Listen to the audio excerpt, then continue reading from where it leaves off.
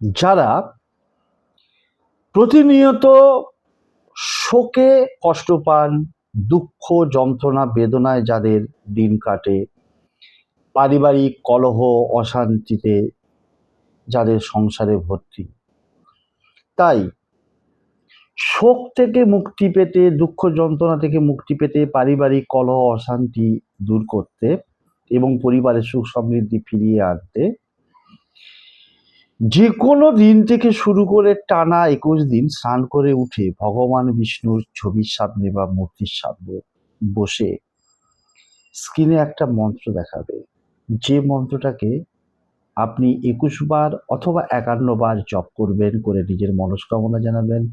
যে কোনো রোগ শোক অশান্তি থেকে আপনি মুক্তি পাবেন। মন্ত্রটা হলো বিশোক শ্রী বিষ্ণু, বিশোক শ্রী বিষ্ণু, বিশোক শ্রী বিষ্ণু। অর্থাৎ অর্থাৎ হে বিষ্ণু, আমাকে, আমার পরিবারের সকল সদস্যকে শোক থেকে মুক্তি দাও। দেখবেন জীবনে কোনো কিছুর জন্য আপনাকে শোক পেতে হবে না।